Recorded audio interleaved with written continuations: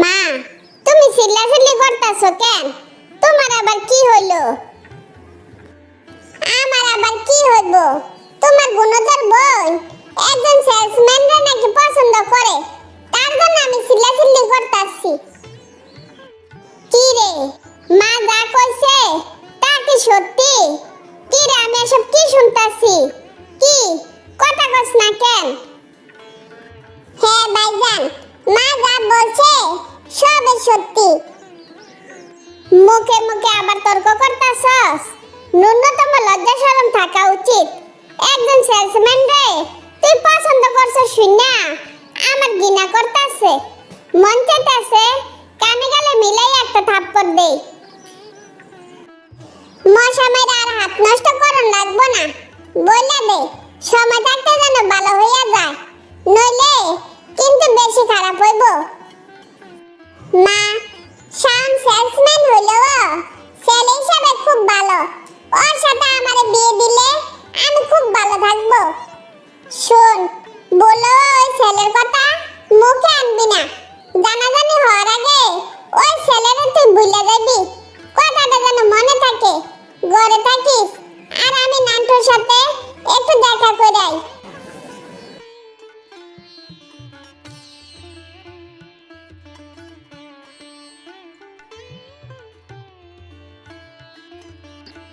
কি গো শাশি, এই অসময়ে আপনি আমার বাড়িতে কেন? আমারে খবর দিলে তো হইতো, দেখতেন খবর পাওয়া মাত্র আমি হাজির হইয়া যাইতাম। আরে বেটা থাম, আমার প্রয়োজনে আমি আইছি, তোরে ডাকবো কোন সময় ক? আসল কথা শোন, নীলারে বিয়ে দিতে চাইছিলাম, ভালো কোনো ছেলের খোঁজ খবর পাইলে আমার সাথে সাথে জানাইবি। কোনো ব্যাপার না, আমি দুদিনের মধ্যে ভালো ছেলের খোঁজ করে দিতে আসি, কিন্তু ভালো ছেলের খোঁজ করার দামটা একটু বাড়াইয়া দিয়েন। দামটা নিয়ে তুই কোনো চিন্তা করিস না, তোর হাত খরচের টাকা তুই পাইয়ে যাবি।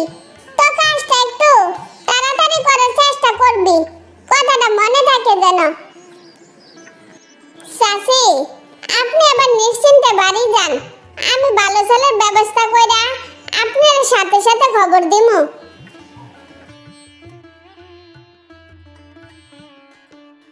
কি যে গাইলো, পোলা মাইয়া হইলো সমস্যা, না হইলো সমস্যা।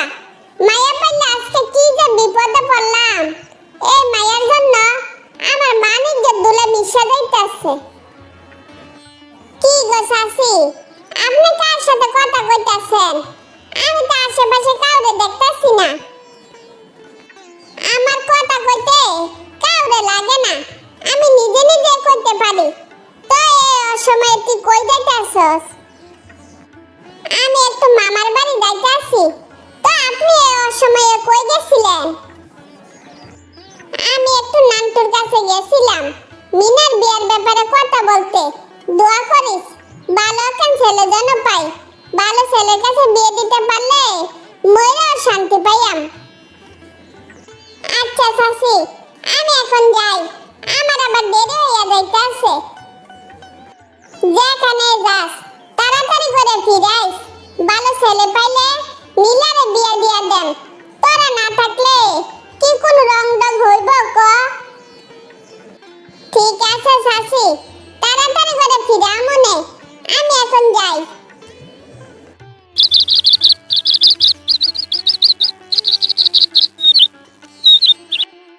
মা, পাত্র আমাদের পছন্দ হইছে, রবিবারে বিয়ের দিন তারিখ ঠিক করে ফেলাইছি। সাবধান, নীলারে কোনোভাবে বাড়ির বাইরে বের হইতে দেওয়া যাবে না। ওই চিন্তা তোর করন লাগবো না, ওর কাছ থেকে মোবাইল নিয়ে নিছি আর জায়গা জায়গা পোলাপান সেট করে দিছি, যাতে কোনোভাবে ওই ছেলে নীলার সাথে দেখা করতে না পারে। মা, তুমি ভালো একটা কাজ করছো, আর আত্মীয় স্বজন যারে যারে দাঁত করন লাগে কার্ড আসলে হাসুরে দিয়ে পাঠাইয়া দিও। আমার একটা জরুরি কাজ আছে, আমি এখন যাই।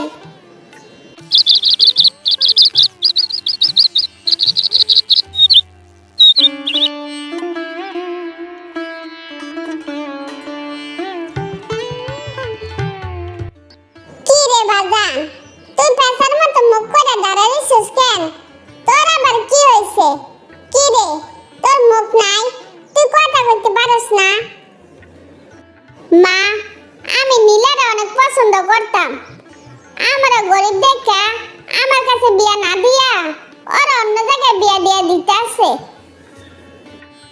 ও এই কথা, তো ওই মেয়ের বিয়ে কবে শুনি? এই তো সামনের রবিবারে বিয়ে। আমি নীলের মার সাথে একবার কথা বলবো, যদি রাজি না হয় রবিবারের মধ্যে ওই বাড়ি থেকে যে কোনো মাইয়া তোর দিয়ে বিয়ে করাই আনবো। কথাটা মনে রাখিস। তুই থাক, আমি এখনই যাইতে আসি। কি গো মা, নীলের মা বুঝি তোমার না করে দিছে? আমি জানতাম এরকম কিছু একটা হইব। কেন যে তুমি ওই বাড়িতে গেছিলা বুঝতাছি না। গেছি তাতে কি হয়েছে? ওই মাইয়ার আনতে পারি নাই, তা ঠিক আছে, কিন্তু নসুমিয়ার মাইয়া সুমার সাথে তোর বিয়ে ঠিক করে আইছি। মা, কাজটা কি তুমি ঠিক করলা? একদমই ঠিক করলা না।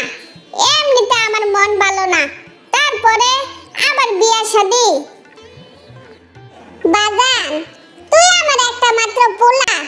ওই মেয়ের শ্বশুর বাড়িতে গিয়া রং ডং করবো, আর আমার পোলা মন খারাপ করে বসে থাকবো, চোখের পানি ফালাইবো। ওই তামাশা আমি চাইয়া চাইয়া দেখবো? আমি নীলের মা না, আমি শাওনের মা। কথাটা বুঝ জানিস।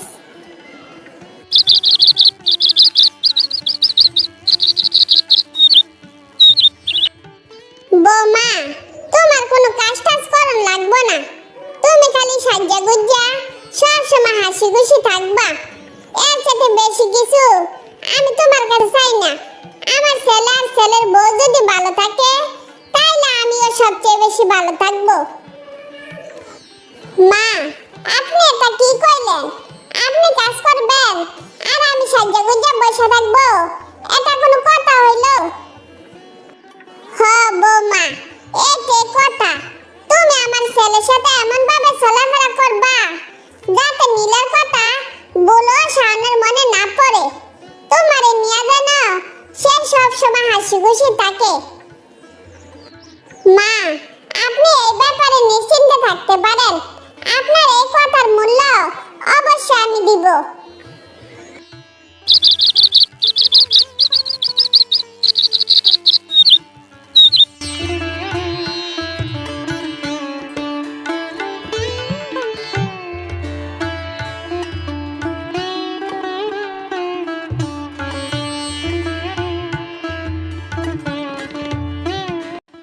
কি গো বৌমা, তুমি এমনি হাঁপাইতাছো কেন?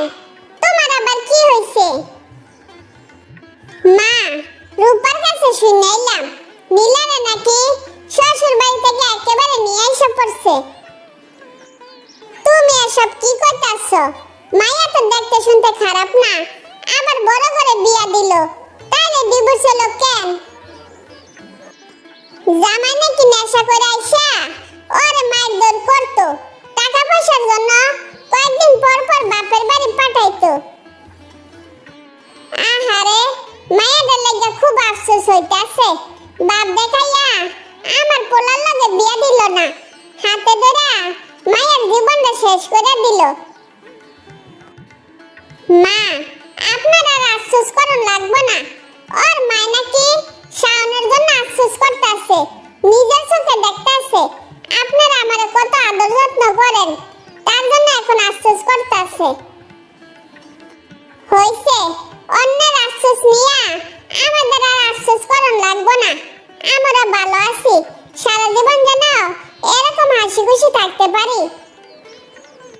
তারপর নীলার মা আফসোস নিয়ে বাকি জীবন কাটিয়ে দিল। মেয়ের তো পড়াশোনা মোটামুটি শেষ, এখন কি বিয়ের ব্যাপারে কিছু ভাবছো, নাকি মাস্টার্স কমপ্লিট করার পর বিয়ে দিবা ভাবছো? মেয়ে বিয়ে দিবা তা ঠিক আছে, কিন্তু আমার মনে হয় তোমার মেয়ে শাওনকে পছন্দ করে। কোন শাওনের কথা বলছো তুমি? চারতলা শাওন তো আবার কি কথা কও না কেন? আমার কাছে তো মনে হয় অন্তরা চারতলা শাওনকে পছন্দ করে। যে ছেলে ঠিকমতো বাসা ভাড়া দিতে পারে না, তার সাথে আমার মেয়ে বিয়ে দিব অসম্ভব কথা। তুমি মানলেও আমি এই ছেলেরে মেনে নিব না। এত অস্থির হইতাছো কেন? ছেলে তো দেখতে শুনতে খারাপ না, আবার ভালো চাকরিও করে। চাপা মারার আর জায়গা পাও না, ভালো চাকরি করলে আবার বাসা ভাড়া দিতে পারে না কেন? আমার সামনে এই ছেলের কথা আর কোনোদিনও বলবা না। বারে, তুমি আমার সাথে আজারে পেশাল করতেছো কেন? পারলে তুমি তোমার মেয়েরে সামলাও। তুমি যদি জান না থাকো তাহলে এতদিন আমারে জানার নাই কেন? তুমি বোকার মতো কথা বলো কেন? সারাদিন বাসা থাকো তুমি, আর তোমার মেয়ের খোঁজ খবর রাখবো আমি? তোমারে আমি বইলা রাখলাম, এই ছেলের সাথে কোনোদিনও আমি আমার মেয়ে বিয়ে দিব না। এই খবরটা তোমার মেয়েরে তুমি জানাইয়া দিও, ঠিক আছে? এখন আমার এক কাপ চা দাও, পরে তোমার মেয়ের সাথে কথা বলে নিব। অঞ্জু, এখানে বস, তোর সাথে আমার কিছু কথা আছে। বাবা, তুমি কি কিছু বলবা? কি কোনো সমস্যা? না রে, তেমন কোনো সমস্যা না। বলছিলাম কি, তোর তো লেখাপড়া মোটামুটি শেষ। তোর মা চাইছিল ভালো ছেলে পেলে তোর বিয়া দিয়ে দিব, তুই তাইলে কি বলস? বাবা, তুমি যদি পারমিশন দাও, তোমার সাথে কিছু কথা শেয়ার করতে চাই। কি বলবি বল, কিন্তু এমন কিছু কথা বলবি না যা শুনলে তোর মা তেলে বেগুনে জ্বলে উঠবো। বাবা, আমি শাওনকে পছন্দ করি, তুমি মারে একটু ম্যানেজ করে নিও প্লিজ। বাবা, না করো না। তোর মা এই কথা শুনলে বাপ বেটিরে দাঁড়ু দিয়ে দৌড়ান দিব, তা কি তুই জানস? বাবা, শাওন কিন্তু ছেলে হিসাবে খারাপ না। হয়তো আর কোনো বাড়ি নাই, কিন্তু হয়তো ভালো একটা কোম্পানিতে চাকরি করে। তুই তো তোর মারে চিনস, তোর মা যেমন তেমন ছেলের সাথে তোরে বিয়া দিব না। চেষ্টা করব তোর মারে ম্যানেজ করতে। কি ব্যাপার, তোমার স্যার এত মলিন লাগতেছে কেন? তোমার গুণধর মাইয়া তোমার কি শুনাইছে? তোমার গুণধর মাইয়া কতক্ষণ শাওনের গুণগান গাইলো, এই আর কি। মায়ের অনেক বুঝাইলাম, কিন্তু কোনো কাজ হইল না। এখন তাইলে কি করবা? তোমার মেয়ে যদি ওই ছেলেরে বিয়ে করে, তাইলে আমার বাড়িতে আর কোনোদিন আসতে পারবো না। এই কথাটা তুমি তোমার মেয়েরে জানাইয়া দিও। কি যাইতাছো না কেন? অঞ্জু, তোর মা জানাইয়া দিছে, তুই যদি শাওনে বিয়ে করস, তাইলে এই বাড়িতে তোর আর ঢুকতে দিব না। কোনো ব্যাপার না, শাওন যে স্যালারি পা তাতে আমাদের সংসার চলে যাবে, কোনো সমস্যা হইব না। আগে ভাগে বলে দিলাম, আমি কিন্তু তোরে কোনো ভাবে সাপোর্ট দিতে পারবো না, কারণ সব টাকা পয়সা তোর মার কাছে থাকে। যা করিস ভেবে চিন্তা করিস, যাতে পরে কোনো হ্যাঁ হ্যাঁ না করন লাগে। আমি বলি কি, মেয়ে যদি মাটির সাংকিতে ভাত খেতে পারে, তাইলে ওর কাছে প্লেট দেওয়ার কি দরকার? তার মানে তোমার মেয়ে ওই ছেলেরে বিয়ে করবো? ঠিক আছে, তুমি তোমার মেয়ের বিয়ের আয়োজন করে বিয়ে দিয়ে দাও, এখানে আমি আর কিচ্ছু বলবো না।